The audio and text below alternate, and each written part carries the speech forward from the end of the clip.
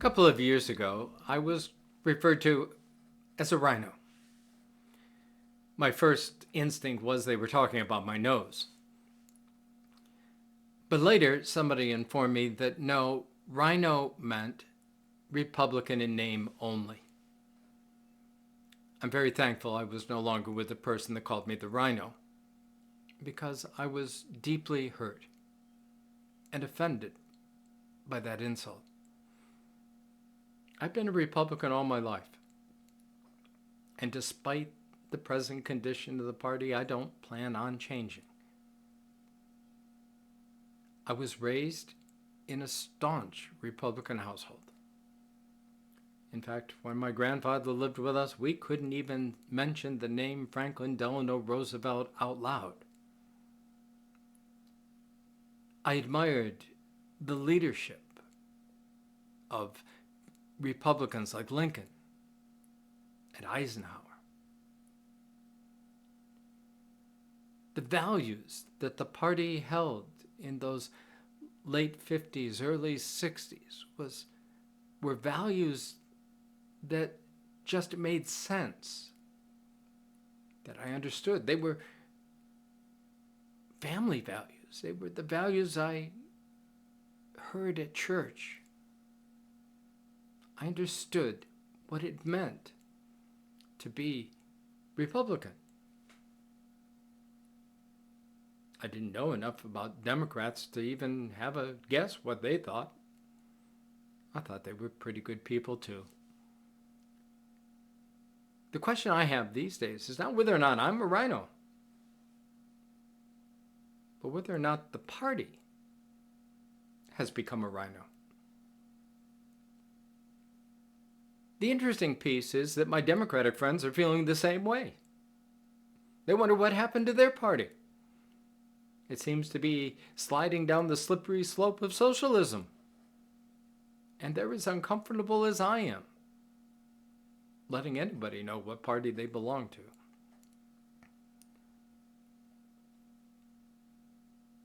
We both seem to wonder these days if there's any room for any of us that lean the least bit toward the moderate side of life. And then, to make matters a little more complicated, you throw Jesus in the mix. What's very interesting is both parties claim that Jesus stands for them, or that they stand for Jesus.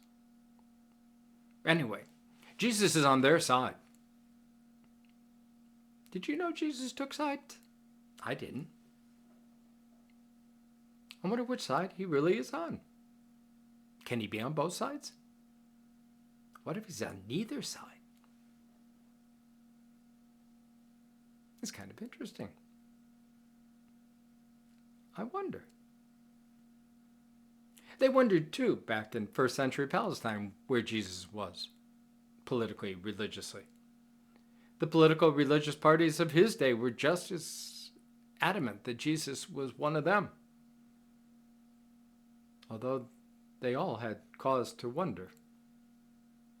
The Sadducees, they didn't mind Jesus as long as he didn't upset the apple cart, because they had a pretty cushy relationship with their Roman occupying forces. As long as they stayed in their temple, did what was right, kind of supported the state, they could get very rich. And they had big houses on the hill.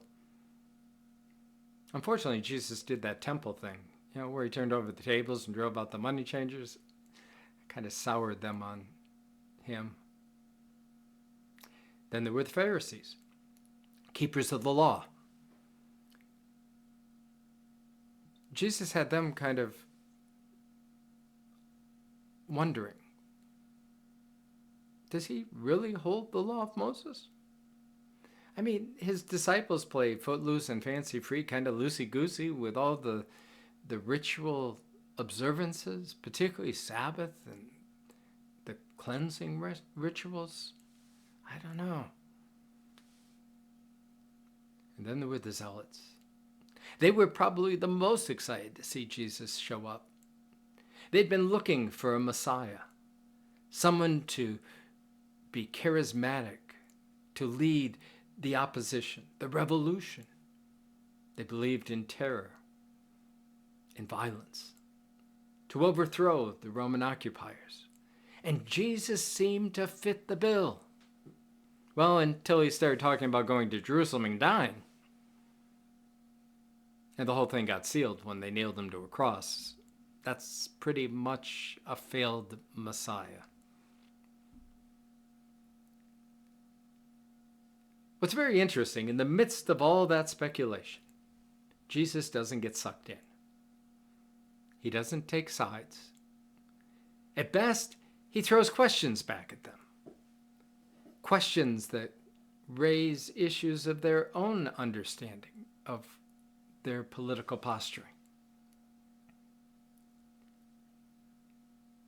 It seems, in the end, that Jesus isn't really all that concerned about the religious political parties' posturing. What concerns him is the human condition, the condition of those who stand before him in need. Those are the ones he responds to. He heals the sick. He binds up the broken. He feeds the hungry. He restores the outcast to community. He transforms economically, politically, religiously, socially, the world around him, all for the sake of those in need, the broken and the outcast. One of my favorite prophets of the modern age was the late Václav Havel, who was the former president of Czechoslovakia after the fall of communism. In a landmark and revolutionary book written in the 70s called Power to the Powerless, he raises an interesting issue. He says it really doesn't matter how many political parties we have, or even what kind of platforms those parties espouse, what their values, what their agendas are. The bottom line question facing the nations of the world, the likes of us, is whether or not we can be truly human beings. If we can't, then the rest of it doesn't matter. What Václav Havel was talking about was transformation. Transforming the way we see politics, religion, life itself. It was that kind of transformation that brought down the communist regime in his Czechoslovakia and the Berlin Wall. It is the kind of transformation that Jesus talks about, transforming us from broken outcasts, sick, lonely, hungry, into true human beings. He does that by reaching out, caring, healing, restoring, reconciling. We have this goofy notion in this country that we can legislate values and morality. If only we can win the next election. We've tried it with racial issues. We've tried it with issues of sexual orientation. And now we're back at the old abortion issue. What makes us think that it's going to be any different than the way the others have turned out? Until we begin to transform the world we live in. Until we get past the notion of winners and losers, which always produce only losers in the end, we will be living in this mess. until we can begin to hear the words of Jesus and follow that example, where the laws we pass are not designed for any political agenda, but rather for the needs of the people, the care and the feeding of our brothers and sisters in need, then I'm afraid Jesus will continue to weep over Washington as he wept over Jerusalem. And his tears will fall upon the red and the blue, the rhinos and the dinos alike.